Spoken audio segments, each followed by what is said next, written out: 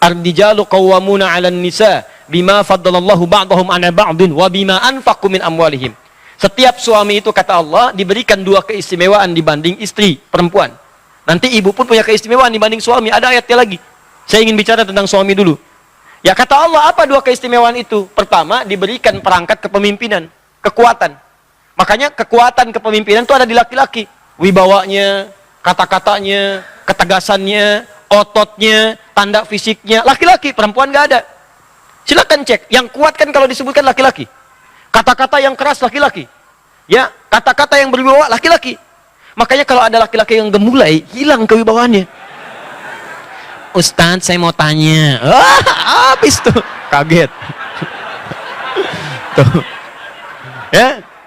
Makanya nggak ada laki-laki begitu jadi imam, bubar sholat. Ya. Allahu Akbar. Siapa yang mau jadi makmum? Paham ya? Jadi itu yang pertama.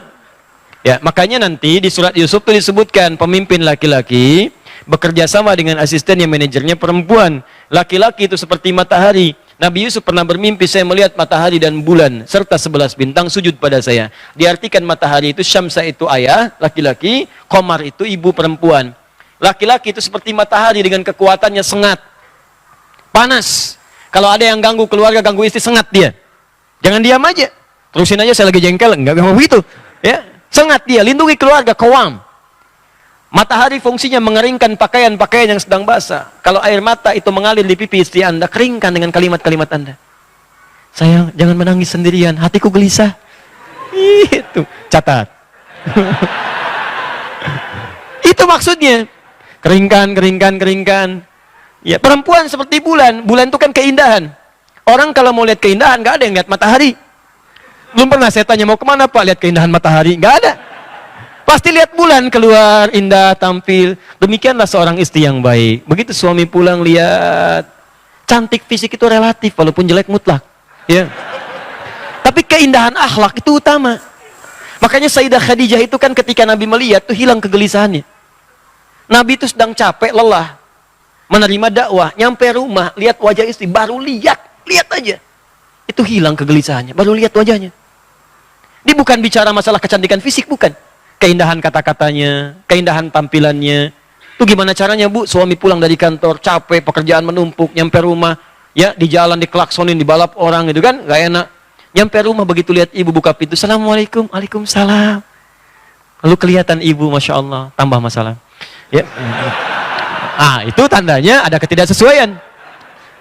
Belajar. Sekarang banyak buku tentang Khadijah. Banyak buku, ada cetakan A, cetakan A, cetakan B. Baca bagaimana Sayyidah Khadijah. Kalau yang gesit-gesit belajar dari Sayyidah Aisyah. Ya, kalau yang penyabar belajar dari Sayyidah Saudah binti Zam'ah. Semua ada keutamaan. Makanya sering saya katakan di episode yang lalu, kenapa Nabi diperkenankan menikah lebih daripada 4 istri? Karena semua istri Nabi mewakili seluruh karakter perempuan di muka bumi. Makanya ibu lihat-lihat dirinya kira-kira mirip siapa. Lihat, cek karakternya.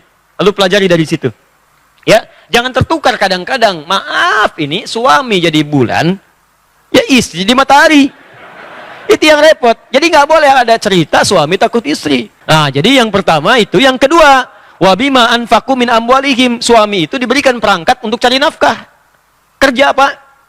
Di suami itu ada. Bahkan di surat An-Nur itu, kalau Anda mau keluar, rizki itu datang Pak. Ya, rizki itu tidak turun dengan amin. Amin, amin, amin. Gak turun dengan itu. Anda keluar kerja. Begitu keringat Anda keluar, dapat seketika. Rizki itu dituliskan di akhirat. Dituliskan, di Lauh Mahfudz sudah ada. Dituliskan di langit.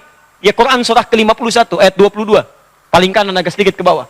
Wa fis sama'i rizqukum wa ma tu'adun. Di langit rizki Anda dituliskan, sudah ada. Dan dijanjikan oleh Allah akan diberikan. Kapan itu diberikan? Kalau Anda keluar, mau kerja menjemputnya. Anda keluar, baru keluar rumah tuh dituliskan. Bergerak Anda, rizki turun. Cuma kadang-kadang ada yang turun langsung seketika, ada yang diakumulasikan sehingga jumlahnya terasa besar. Cuman kadang-kadang Anda nggak sadar. Hari pulang pertama nggak dapat, sepekan nggak dapat. Begitu sebulan keluarnya banyak. Sebulan yang diakumulasikan. Kenapa ditunda oleh Allah? Karena Allah ingin mendengar doa Anda. Sebab kalau orang usaha belum dapat hari itu, pasti tahajudnya nambah. Baca Qurannya meningkat. Kadang-kadang dia puasa yang selama ini nggak pernah dia kerjakan. Sedangkan Allah pencemburu, apalagi bagi orang ahli dunia. Kerjakan, rezeki datang. Coba Anda lihat kalau nggak percaya. Orang modal cuma tangan aja di persimpangan jalan. Masuk 5.000. Thank you bos. Bos 5.000. 2.000 masih bapak. Ya, 10.000 dipanggil om Anda. Ya, ada yang modal peluit, ada yang jalan, ada yang bawa barang-barang, ada yang belajar sampai tinggi sehingga dengan peningkatannya melesat. Tapi ingat baik-baik kata Allah, setelah dapat itu semua, yang harus Anda petakan, coba pelajari kebutuhan rumah tangga itu berapa. Sebulan 20 juta, gaji 30 juta pendapatannya, 30 juta, maka pahamilah kata Allah, yang 10 juta, itu bukan saya lebihkan, tapi saya berikan kepada kamu untuk nyari akhirat. Cuman dititip, belum itu diambil.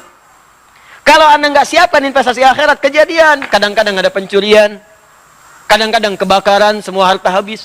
Kadang-kadang kebanjiran, ya awas. Kertasnya habis, uang kertas, banjir, basah, habis. Kebakaran, hancur. Apa yang mau Anda banggakan dari situ? Nggak ada. Makanya begitu itu ada, niatkan untuk akhirat. Dan hebatnya kata Allah, begitu Anda keluarkan, ditambah bukan dikurangi. La in syakartum.